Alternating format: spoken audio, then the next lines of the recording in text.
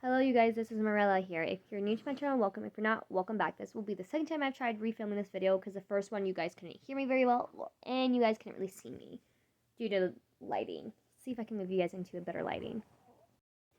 Alright guys, you guys are sitting in my windowsill right now. So this is going to be my labor and delivery story time. Now, I was induced at 38 weeks, exactly at 38 weeks. Or not 38 weeks, 39 weeks exactly. And before that, I was 3 centimeters dilated and 60% effaced. They were going to do my membrane sweep at my 38-week appointment, and they decided not to because of how fast I was going to go. And the more babies that you have, the faster you can go in labor. And they're like, okay, we want to make sure you have everything that you have and all the equipment because we want to make sure you don't bleed out and hemorrhage again. I was like, okay, let's not do it then. So they didn't do it. Alright guys, she was fussing. I don't remember where I was. Basically, they decided not to do that because of how fast I was going to go. So at my 38-week appointment, she was measuring at 35 weeks, and which is not a good thing. She was always measuring small. They said that she was growing, but wasn't growing at the same time. So we had a lot of growth ultrasounds leading up to her birth, which led me to being induced at 39 weeks exactly. And since I had a history of hemorrhaging, that's another reason why I got induced, and I was on iron pills. But my iron level was good with the iron pills, so that was good. So we went up on November 2nd at 5 a.m. in the morning, and by 7 o'clock a.m. I started Pitocin. And within 30 minutes, so 7:30 at this point, my water did break. It ruptured. It didn't break completely. With that being said, if you've never had your water broken before, it basically feels like you're peeing yourself. And it's not like the movies. It doesn't just all come out once. There was no big gush. It was a gush, and then it was a trickle, and I felt like I was peeing myself. And it makes you feel very gross, and it's warm, and it's just a disgusting feeling, honestly. And with every contraction that I would have, more of my water came out. I was bouncing on a birthing ball. I was walking around. I was eating because I was able to eat in labor, which I was very thankful for, and I've never had that happen, so I'm thankful I was able to eat in labor. Very thankful for that. And I was able to drink. I was able to drink whatever I wanted.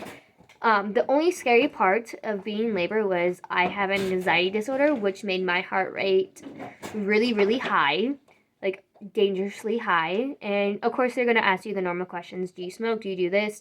Are you on anything? No, I'm not on anything. So they ordered an EKG for my heart to make sure my rhythm was doing good, which it came back normal and nothing wrong with my heart. It was just nerves and having really bad anxiety. It was, yeah. So they watched my heart rate to make sure it didn't go up into any danger levels, and they were able to proceed on with the medication. And like I said, I was bouncing on a birthing ball, and with every contraction I would have, more of my water would break and it would come out of me. Then I decided, hey, I want to go get in a bath. So they checked me before I got in the bath, and I was 4 centimeters dilated. And they had to insert before I got in the bath. Since I wasn't making any progress and I wasn't feeling any of my contractions at 4 centimeters dilated, they inserted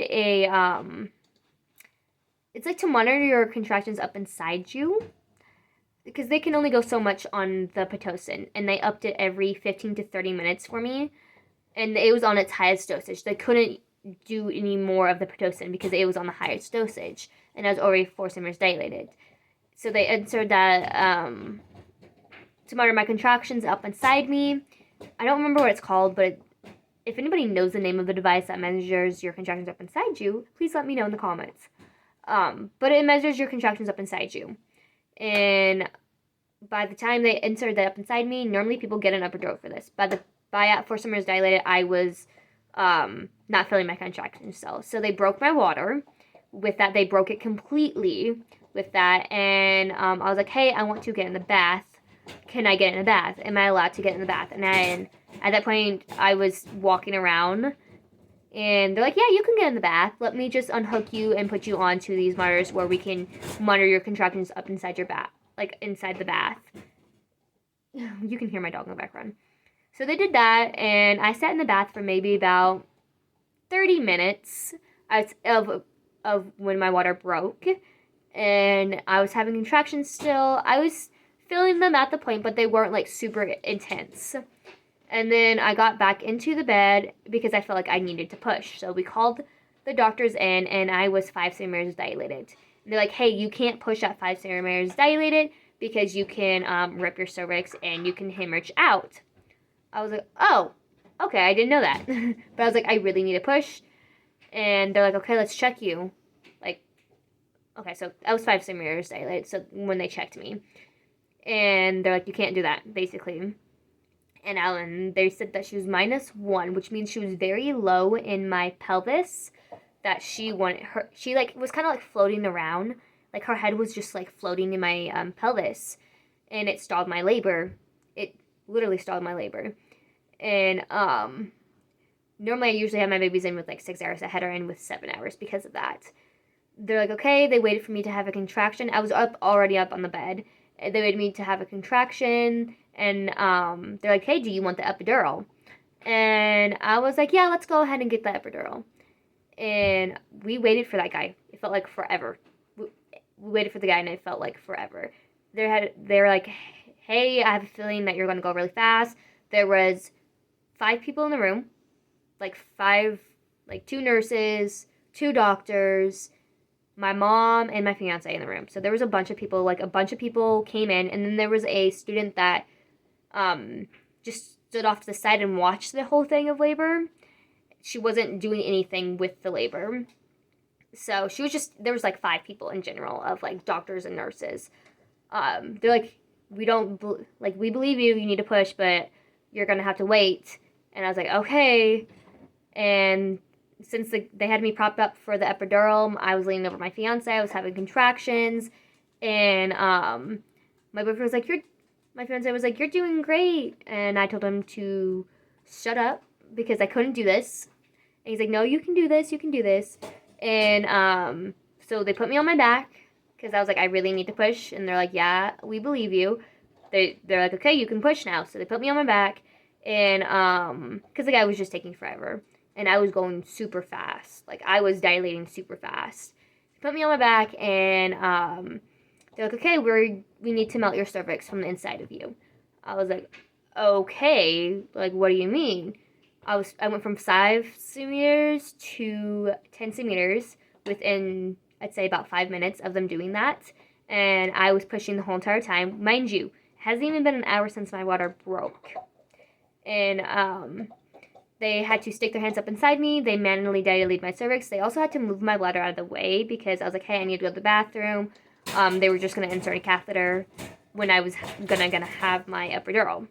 But the guy she went too fast, and we weren't able to even get the epidural. By the time the guy arrived, I was already pushing, and I was 10 centimeters dilated. And he's like, do you want to have your baby? I was like, yeah, I want to have my baby. And they let me have my baby naturally. Basically, they had their hands up inside me, melting my cervix, and so they want to get you angry. They want you angry. I screamed because it hurt because they had their hands up inside my vagina, melting my cervix, also moving my bladder out of the way. As soon as she did that, I was like, you're a fucking bitch. She's like, I know. I had an amazing team. She's like, I know I am. While her hands up inside me, her head came down. I felt the ring of fire. I felt everything. They tried to give me shots to numb that area down there. It didn't numb any of it. So she came out after I got done cussing and screaming. I screamed as she was coming out. And that's natural for people who are going all natural in labor. And that's what I wanted. And that's what I got. So she came out, and she came out at 1:59, almost 2 o'clock. So I was in labor a total of 7 hours. And she came out, she got her umbilical cord. Well, they did delayed cord clamping. They put her on my chest. We did that for about an hour. And the dad got to cut the umbilical cord. And they're like, okay, you have a little bit of a gush. We're going to give you something to stop that so you don't bleed out. I was like, okay, that's awesome. And they asked if I wanted fentanyl for the pain. I told them, no, I do not want this. And then doctor looked at me. She's like, good for you for knowing what you can have and what you cannot have in your body. She's like, I can give you some Tylenol and a shot. I was like, cool, let's just do that then. And that's what I used for pain. And she was up on my chest. Like, in the manner of, like, her being born, my eyes were closed as I was pushing. I don't really remember. Like, I remember my eyes were closed. I screamed, and she was up on my chest. And I was like, oh, hi there, was the first thing I said. And she's so beautiful. And I kissed my fiance. And they did that. They cleaned me up and everything like that. I had no stitches. I did not tear whatsoever, which I'm very thankful for. They, like, I delivered my placenta and everything. And she didn't, like, nurse right away, but she was just up on my chest, and we were just doing skin to skin. Then I was able to nurse her, but she had a very shallow latch, and, which made it extremely difficult to breastfeed. And there's people walking by at my window. It made it extremely difficult to breastfeed for the first couple of weeks of her life. And she still does the shallow latch. She makes, like, this clicking sound, but there's nothing wrong with my, like, breast or anything like that. And we didn't need a nipple shield. She came out at 5 pounds, 15 ounces. We knew she was going to be small, but we didn't know she was going to be that small. And with having small babies, there comes with extra testing. And now you can take a baby home at 4 pounds. Luckily, she was 5 pounds, and we were able to take her home within 24 hours of giving birth. But the only thing that she had that was wrong is we had to wrap her up twice, put a hat on her, because she couldn't keep her temperature up.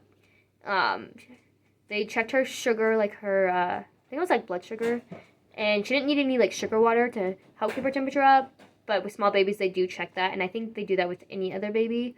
And they did run some extra tests because she was small, and everything came out fine. She came out fine, and we stayed there for 24 hours. And yeah, that's pretty much how my birth went. It went really good, besides the complications that I had, which was her floating around and I wasn't making any progress, and them having to manually date my cervix and also move my bladder out of the way. But you're fine. So those are the only complications I had in birth. Besides that, it went really well. She came out healthy, despite how small she was. They told me she was going to be like 7 pounds at the most. But she came out 5 pounds, 15 ounces, I think, 18 inches long, and her head circumference was 12. You're fine. Her head circumference was 12. But besides that, she was a healthy baby. Sorry, my dog is being annoying. She was a healthy baby, and like I said, she just needed to keep her temperature up, which she did. We just needed to keep her wrapped up super warm. And, yeah, we were able to take her home within 24 hours of giving birth. And I was doing great. I remember everything from my birth, which I was very thankful for, because my last birth was very traumatic, and I didn't remember anything from that birth. So I was very happy with her that, 1, I didn't die, 2, she came out healthy, and we were all healthy all around. But yeah, that's my labor and delivery story. It was a little crazy. I'm very thankful that I had her all natural, because that's what I wanted. And what I kept saying to myself for the contractions was, every contraction brings me closer to my baby, that my body was meant to do this, and that I can do this. And when you're in transition, you basically feel like you can't do that. You're okay. And I did throw up in my labor. I do remember that. I did throw up in labor, and I have with all my labors before. But did throw up, which is completely normal to throw up. I threw up everything that I ate because I was able to eat in labor. I was able to take a bath. I was able to walk around, which I was super... you're fine. Super thankful for. But yeah, that's my labor and delivery story. I hope you guys enjoyed it. Don't forget to subscribe and comment like below. And you guys can see her a little bit here. But yeah, she's completely healthy, and she will be almost 2 months old on January 2nd. But yeah, see you guys in the next video.